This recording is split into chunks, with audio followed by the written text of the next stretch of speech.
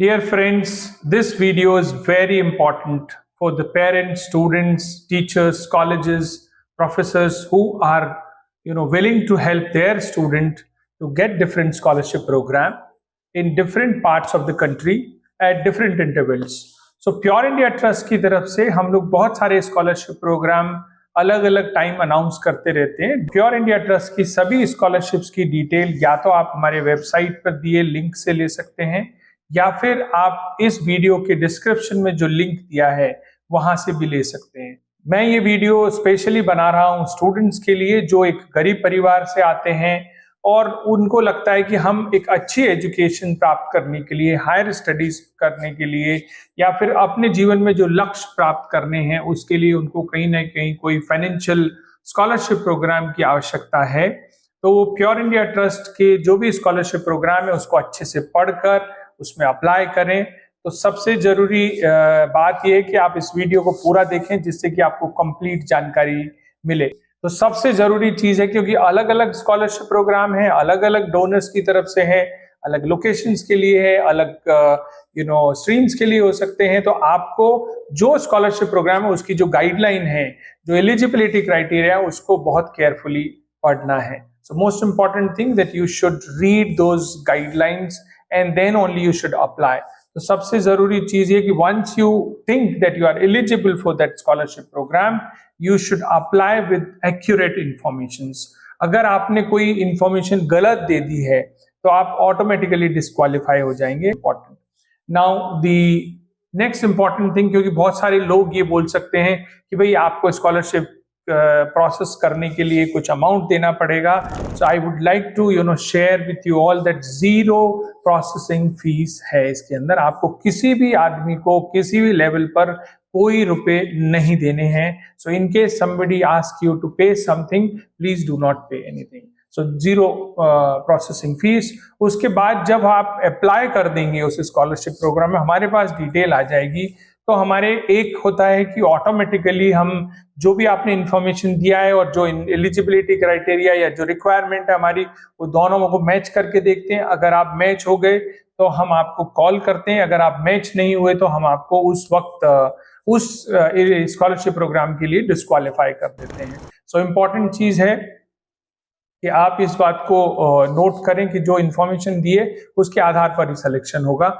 जब आपका को कॉल आएगा तो ये एक इम्पॉर्टेंट चीज है, मैं बहुत सारे स्टूडेंट्स को ये एडवाइस करूंगा क्योंकि वो कई बार नहीं देखते हैं कि please always pick up your phone, please always see your emails, please always see your WhatsApp messages.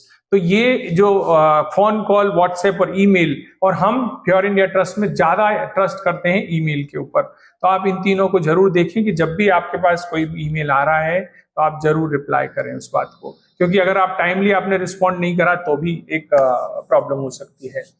उसके बाद जो इम्पोर्टेंट चीज है कि आप जो डिटेल डाली है आपने उसको आप ट्रैक करते रहें कि आपने अप्लाई करा तो उसमें आप एलिजिबल हो गए हैं मान लो, तो आपसे डॉक्यूमेंट अपलोड करने के लिए बोला जाएगा।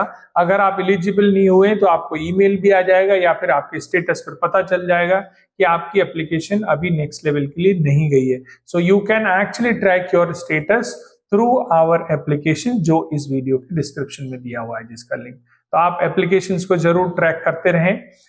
उसके बाद में मैं आपको ये बताना चाहता हूँ कि जनरली हमारी ये प्रोसेस थोड़ा सा स्लो हो सकती है कंपेयर टू अदर ऑर्गेनाइजेशंस। इसमें 1 महीने से लेकर 3-4 महीने भी लग सकते हैं, क्योंकि कोई स्कॉलरशिप प्रोग्राम है जो हमें पैन इंडिया रन, जैसे हम BTech scholarship program pan India run करते हैं, सभी जगह के हिंदुस्तान से सभी जगह से हम चाहते हैं कि एप्लीकेशन आए। अगर किसी एरिया से हमको एप्लीकेशन नहीं मिले तो हम और प्रमोशन करते हैं वहां पर, जिससे कि हमारे पास जो एप्लीकेशन आते हैं तो उसमें अक्रॉस इंडिया रिप्रेजेंटेशन होना बहुत जरूरी। लेकिन हमारा एक स्कॉलरशिप प्रोग्राम है जो दिल्ली एनसीआर में पढ़ने वाले बच्चों के लिए है, हमारा एक स्कॉलरशिप प्रोग्राम है जो सिर्फ राजस्थान में पढ़ने वाली बच्चियों के लिए, लड़कियों के लिए, गर्ल्स के लिए वो एजुकेशन प्रोग्राम है। एक स्कॉलरशिप प्रोग्राम है जो सिर्फ 11th और 12th क्लास के बच्चे जो स्पेसिफिक स्कूल कॉलेजेस में पढ़ते हैं उनके लिए है। तो ऐसे अलग अलग स्कॉलरशिप प्रोग्राम्स हैं जिनका आप हिस्सा बन सकते हैं। तो आपको उन स्कॉलरशिप प्रोग्राम को अप्लाई करने से पहले आपको बहुत केयरफुली देखना भी जरूरी है।